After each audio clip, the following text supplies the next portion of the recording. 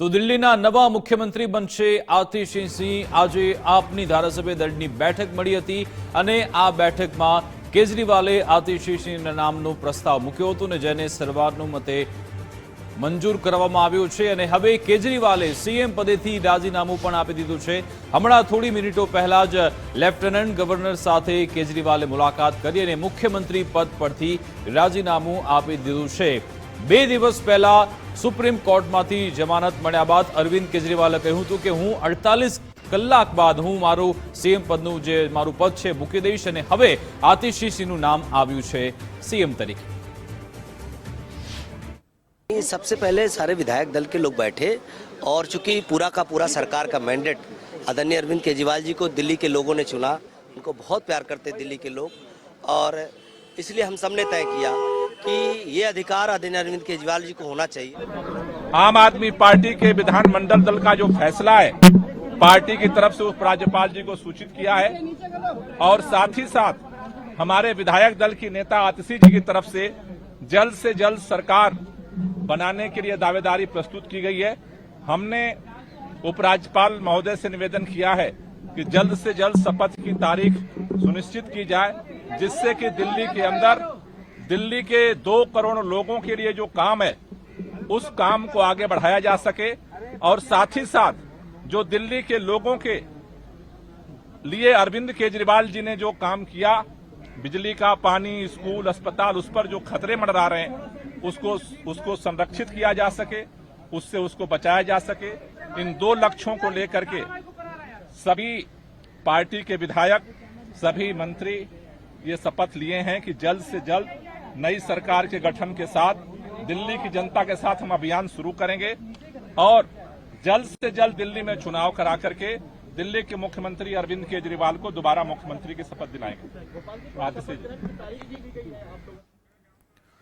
तो आखी आम आदमी पार्टी अरविंद केजरीवाल जे भ्रष्टाचाરના આરોપથી ઘેરાયેલા છે અને આ જ ભ્રષ્ટાચારના જે ડાઘ છે તે ડાઘ હવે છુપાવવા માટે અરવિંદ કેજરીવાલે આ દાવ ખેલ્યો છે, કારણ કે તે જેલમાંથી પણ રાજીનામું આપી શકતા હતા। જો કે જમાનત મળ્યા બાદ અને તેના પણ 48 કલાક બાદ તેમણે આ રાજીનામું આપ્યું અને હવે આતિશીને તે પદ પર બેસાડવામાં આવશે। અમારી સાથે ન્યૂઝરૂમથી વિજય દેસાઈ જોડાઈ ગયા છે। વિજય, જે 2013માં એક ઈમાનદારનો થપ્પો લઈને રાજકારણમાં આવ્યા હતા, 6 महीने तक जेल में रखा।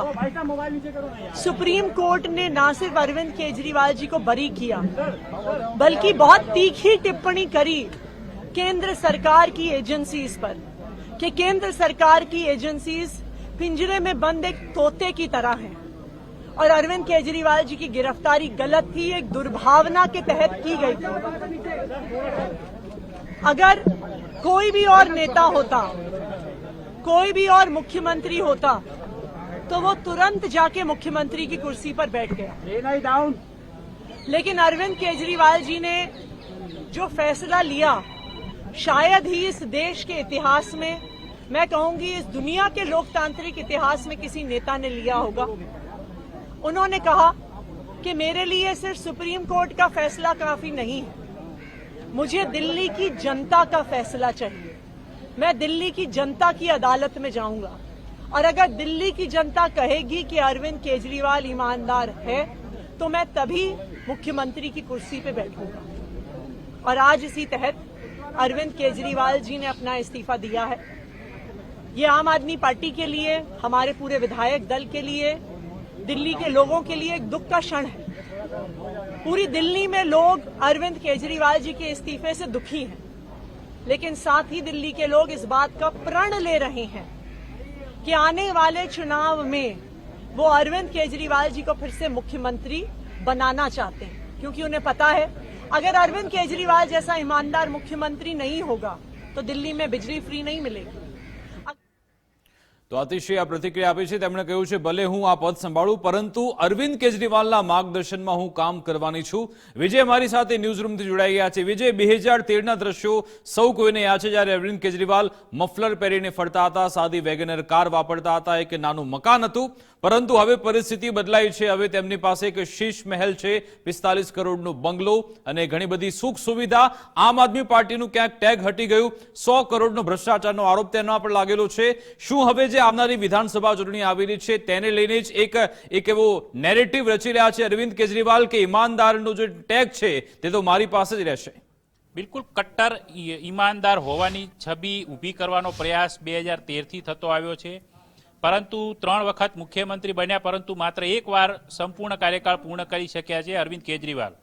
પ્રથમ વખત 49 દિવસની સરકાર રચી હતી, ત્યારબાદ 2020 સુધીમાં 5 વર્ષનો એક પૂર્ણ કાર્યકાળ થયો અને ત્યારબાદ અત્યારે 4.5 વર્ષના અંતરાલ બાદ હવે રાજીનામું આપ્યું છે અને નવા મુખ્યમંત્રી આતિશી બન્યા છે, જે સરકાર રચવાનો દાવો રજૂ કર્યો છે. અત્યારે ઉપરાજ્યપાલને મળીને કેજરીવાલે રાજીનામું આપ્યું છે, પરંતુ મહત્વની વાત એ છે કે જ્યારે 5 મહિના બાદ વિધાનસભાની ચૂંટણીઓ યોજાવાની છે તે પૂર્વે કેજરીવાલનો આ રાજીનામાનો દાવ કેટલો સફળ થાય છે તેના પર રાજકીય વિશ્લેષકો અને રાજકારણીઓની નજર રહેલી છે, કારણ કે આ પ્રકારેનો એક દાવો જે તે સમયે દિલ્હીની અંદર અગાઉ પણ 1998ના સમયગાળામાં થઈ ચૂક્યો છે.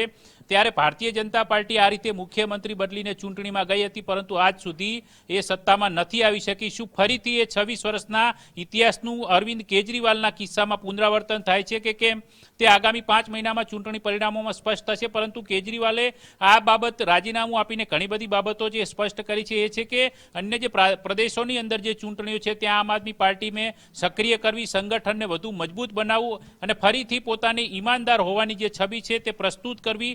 આવા ઘણા બધા મુદ્દાઓને લઈને અરવિંદ કેજરીવાલ આ પ્રકારનો રાજીનામાનો દાવ ખેલ્યો છે, પરંતુ હવે ટૂંક સમયમાં નવી સરકાર ગઠન અંગેનો દાવો રજૂ થઈ ચૂક્યો છે, જે શપથ ગ્રહણ થશે ને ત્યારબાદ આગામી 5 દિવસ એકમાત્ર મુખ્યમંત્રી તરીકે આતિશી પોતાનો કાર્યકાળ નિભાવશે. 26-27 સપ્ટેમ્બરે વિધાનસભાનું સત્ર પણ બોલાવી લેવાયું છે.